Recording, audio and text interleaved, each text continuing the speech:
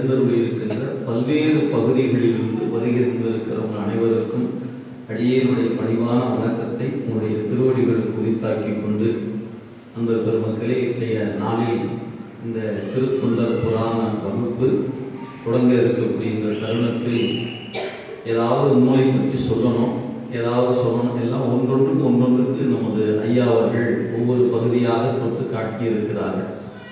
நான் எனக்கு என்ன தோணுச்சு அதை நான் உங்கள்கிட்ட சொல்லிடுறேன். ஏன்னா உங்களுக்குள்ளே போகாமல் ஏதாவது நான் சொல்லணும்னு நினைக்கிறேன். இன்று நான் உங்கள் முன் நின்று கொண்டு இருக்கிறேன் என்று சொன்னால் இந்த திருத்தொண்டர் புராணம் என்னை உங்கள் முன் கொண்டு வந்து நிறுத்தி இருக்கிறது. நான் என்னை பற்றி சொல்லணும் அப்படின்னா பெரும்பாலும் எங்களுடைய ஆசிரியர் பெருமக்கள் எங்களுக்கு காட்டிய வழியில் சிவபுராணம் சொல்லணும், சுயபுராணம் சொல்லக்கூடாது என்றுதான் எங்கள் ஆசிரியர் பெருமக்கள் எங்களை வளர்த்திருக்கிறார்கள். இருப்பினும் சில இடங்களில் நாம் சிலவற்றை தொட்டு காட்ட வேண்டிய ஒரு சூழல். எதற்காக என்று சொன்னால், ஏன் இந்த இடத்துல அதை நான் சொல்லி காட்டணும் அப்படின்னா, நம்முடைய திருநாமுடை பெருமானுடைய திருக்கோயிலில் ஒரு திருவுலக பணியில் கோயிலை கூட்டிக் கொண்டு இருந்த அன்பன் நான் காலை மாலை திருப்பலி எடுத்து அர்த்தசாமி வழிபாடுகள் இப்படி தொடக்க காலங்கள் எனக்கு அப்படித்தான் இறைவன் கொடுத்திருந்தார். அப்புறம் மெல்ல மெல்ல சில அன்பர்களை கொண்டு வழிபாட்டுக்கு உள்ள செல்லுகிற ஒரு வாய்ப்பு. அதன் பிறகு நாயன்மாருடைய குருபூசையை கொண்டாட வேண்டும் என்ற ஒரு வாய்ப்பு அமைந்தது. அப்படியே மெல்ல மெல்ல அந்த குருபூசை விழாக்களுக்கு அப்படி நம்ம கோயிலில் செய்யணும் அப்படின்னு மெல்ல மெல்ல அந்த சிந்தனை வளர்ந்தது.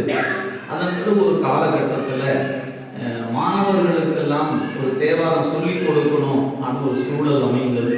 அதில் சொல்லிக் கொடுக்கக்கூடியவர் அதை பங்கெடுத்துக் கொண்ட பொழுது நாயன்மார்களை பற்றி சொல்வதற்கு ஒருவர் நான் சொல்லுகிறேன் அப்படின்னு சொல்ல வந்தார். ஏன்னா இதை பற்றி எனக்கு அந்த காலகட்டத்தில் எதுவுமே எனக்கு ஒன்றுமே தெரியாது. தேவாரத்தை பற்றியோ நாயன்மாருடைய வரலாற்றை பற்றியோ ஒன்றும் அறியாத ஒரு சூழல். அதன் பிறகு மெல்ல அந்த பணிகள் நடந்து கொண்டிருந்த ஒரு காலத்தில் நான் சில பெயர்களை தவிர்த்திருக்கிறேன். சொல்லக்கூடாது என்பதற்காக அல்ல, அது செய்தியாக சொல்லணுங்கிறதுக்காக நான் சொல்லி முடிக்கிறேன். எனவே இப்படியெல்லாம் அந்த ஒரு சூழலில் தேவாரம் சொல்லிக் கொடுக்க வந்தவரும் தொடர்ந்து வர முடியாத ஒரு சூழல் ஏற்பட்டது. நாயன்மார் வரலாற்றை சொல்லுகிறேன் என்று வந்தவருக்கும் தொடர்ந்து வர முடியாத ஒரு சூழல் ஏற்பட்டது. எனவே அந்த மாணவ செல்வங்களுக்கு இந்த வரலாற்றை எப்படியாவது சொல்ல வேண்டும். ஏனென்றால் 7 நாட்களும் மாலை நேரத்தில் நம்ம சங்கமேஸ்வர பெருமானுடைய திருக்கோயிலில் அந்த இளந்த மரத்தை ஒட்டிய பகுதிகளில் அவங்களுக்கு பள்ளி பாடம் அப்படின்னா சொல்லிக் கொடுக்குற பழக்கம். எனவே வாரத்தில் ஒரு நாள் திங்கட்கிழமை என்று தேவாரம் சொல்லிக் கொடுப்பது, அவர் கொஞ்ச நேரம் சொல்லிக் கொடுத்த பிறகு ஒரு நாயன்மாருடைய வரலாற்றை கதையாக சொல்வது என்று இந்த ரெண்டும் நடந்து கொண்டு இருந்தது.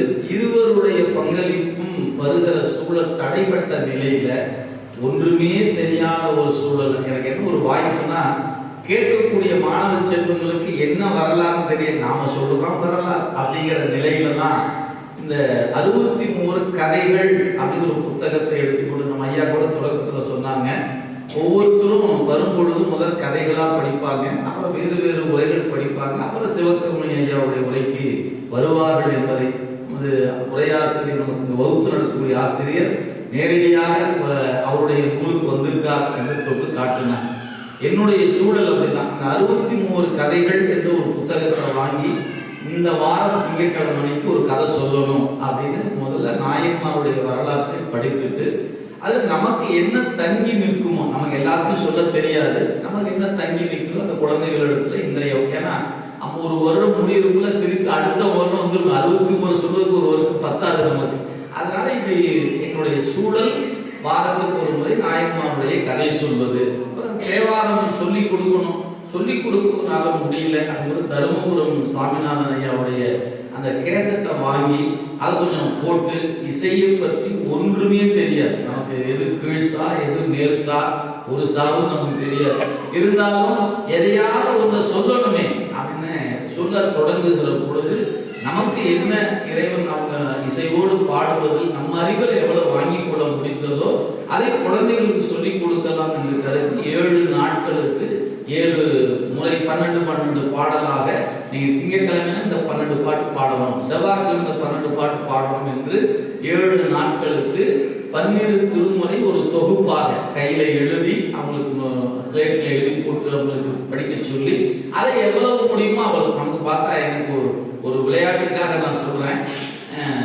சிங்கப்பூரில் ஒரு முறை ஒரு வகுப்பு பெரியவரான வகுப்பு, அது அந்த மூல இலக்கியம் அப்படின்னு சேக்கிழார் பெருந்தகை சில பதிகங்களை ஞானசம்பந்தர் வரலாற்றில் குறித்திருக்கிறார். அதாவது யாமாமா என்கிற அந்த மாலை மாற்று, மொழி மாற்று, திரு யமகம், இப்படி அது ஒரு 10-12 பதிகங்கள் வேறு வேறு வகையான யாப்பிலும் சந்தத்திலும் இசையிலும். அதை நம்ம சொல்லும்போது சேக்கிழார் பெருமான் தமிழ் மூல இலக்கியம் என்று குறிப்பிடுகிறார். அந்த ஒரு 10 பதிகத்தை ஞானசம்பந்தருடைய அந்த பாடல்னா மூல இலக்கியம் என்று பதிவு செய்தார். இதை நான் வகுப்புல சொல்லி கொண்டிருக்கும் போது நம்ம தானே சொல்றோம், அதை சொல்லும் போது நாம தெரிஞ்ச வகையில எல்லாம் சொல்லி முடிச்சோம். யாமாமானா அது இப்படிதான் வரும். யாமாமா நீ யாமாமா அதை எடுத்து சொல்லிட்டு அப்புறம் இன்னொரு பாட்டு வந்துச்சுன்னா அது சும்மா எல்லாம் சொல்லி முடிச்சுட்டு ஒரு அன்பு சொன்னார், எப்படியா எல்லா பாட்டையும் ஒரே இசையில பாடிட்டீங்க? நமக்கு அதை பத்தி தெரியாது. இது ஸ்ரீராமமா, இது காந்தாரமா, இது காந்தார பஞ்சமமா, நமக்கு ஒன்றும் தெரியாது. எனக்கு தெரிஞ்ச ஒன்று சொல்லுவோமே அப்படிங்கிற புகையில தான் நான் இத்தனைக்கும் பெரியவரான வகுப்பு எனக்கு பதிவு செய்யப்படுகிறது. அது எல்லாரும் கேட்க போறாங்க, என்ன இருக்குது இது குறியில், அது நெடிலா சொல்லுங்க, குறிலா சொல்லுங்க அப்படின்னு நான் பாட்டு நமக்கு வந்து சொல்லி கொண்டு இருந்தோம். இதுதான் என்னுடைய இசை அறிவு என்பதற்காக நான் சொல்லுவேன். சொல்லி முடிச்சோன்னே மேடை விட்டு கீழே இறங்க ஒரு அன்பர் சொன்னது, உங்களால எல்லாத்தையும் ஒரே மாதிரி உங்களால தான் பாட முடியும் அப்படின்னாரு. அதுவே மகிழ்ச்சி அப்படி எடுக்கணும். ஏன்னா ஒன்றும் தெரியாத சூழல்ல அந்த குழந்தைகளுக்கு சொல்வதற்காகத்தான் இந்த பணிக்குள்ள நான் வந்தேன்.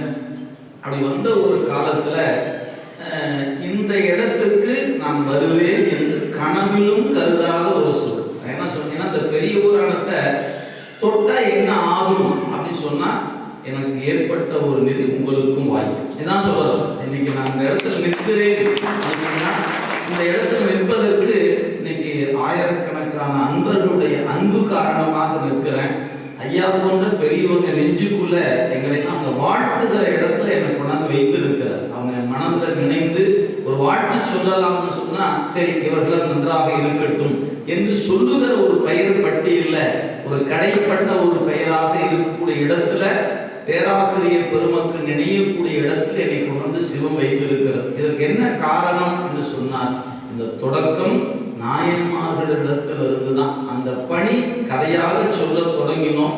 அப்படியே கொஞ்சம் காலங்கள் கடந்து சென்றன. அப்ப தல யாத்திரையாக ஒரு அன்பர் திருச்சிராப்பள்ளி உறையூர்ல இருந்து வந்திருந்தார். தண்டவாணின்னு அந்த அன்பருக்கு பெயர். அவர் இப்ப இல்லை, இறைவனோடு கலந்து விட்டார்.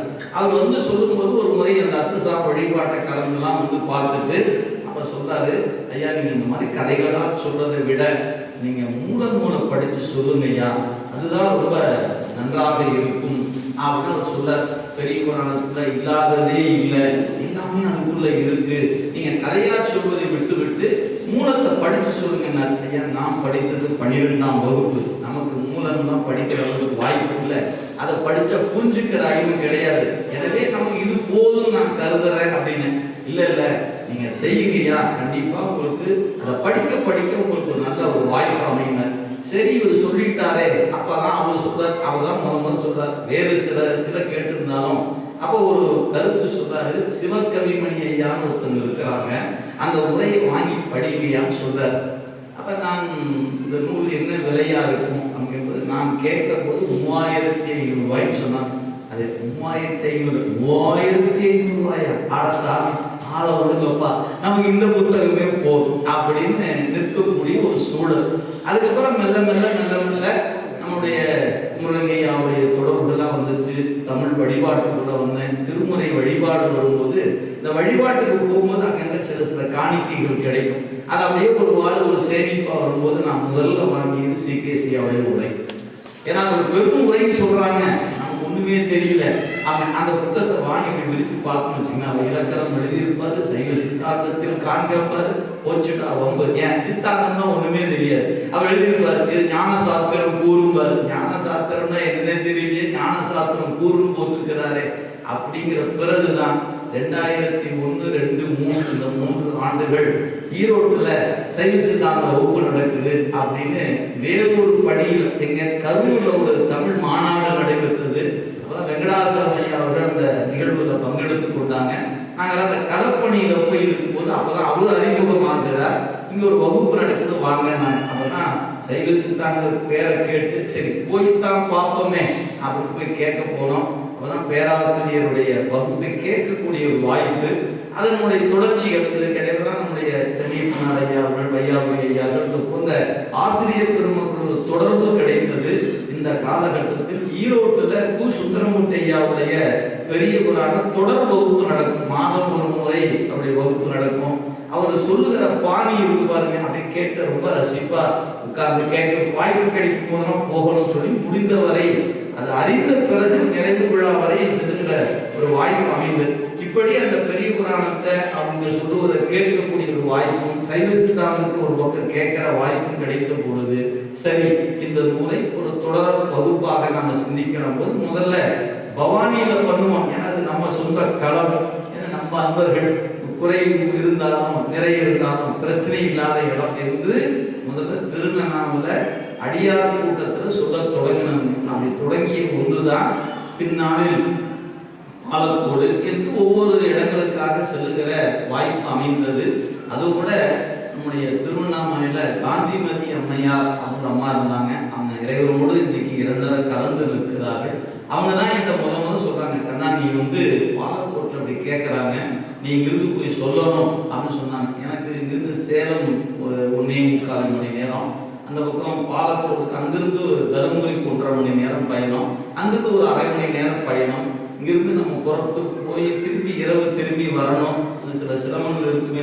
இருந்தாலும் ஒரு வாய்ப்பு அமைகிற பொழுது போகலாம் என்று கருதி மாதம் ஒரு முறை என்று முதல்ல பாலக்கோட்டில் சொல்ல தொடங்கினோம். அதன் பிறகு மெல்ல மெல்ல வெவ்வேறு இடங்கள்ல வந்தோம். இன்றைய நிலையில் பல இடங்களில் சொல்லியவற்றை நிறைவு செய்கிற வாய்ப்பும் அமைந்தது. சில இடங்களில் என்னால் நிறைவு செய்ய முடியாமல் போனதும் இருக்கிறது. பெண்ணாகடத்தில் தொடங்கணும், நிறைவு செய்ய முடியல. சத்தியமங்கலத்தில் தொடங்கணும், நிறைவு செய்ய முடியல. இப்ப சமீபத்தில் கோவையில நம்முடைய சிகேசையா அவர்கள் அவங்க புராணம் சொன்ன இடத்துல தொடங்கி ஒரு 80 விழுக்காடு சொல்லி முடிச்சிட்டேன். ஒரு 20 விழுக்காடு இன்னும் புராணம் சொல்லாம அப்படியே நின்று கொண்டு இருக்கிறது. எனவே தொடங்குற இடத்துலலாம் முடிக்க முடியவில்லை என்பதும் புலப்படுகிறது. தொடங்குறவங்கெல்லாம் முடிக்க முடியலாம நிற்கிறவங்களாகவும் இருக்கிறது, தொடங்கிய இடத்துல முடிக்க முடியாமலும் இருக்கிறது என்பதையும் உணர முடிகிறது. இதெல்லாம் திருவருட் செயல், நம்ம கையில ஒன்றும் இல்லை, நாம கருதியதுனால செய்கிறோம் என்பதில்லை.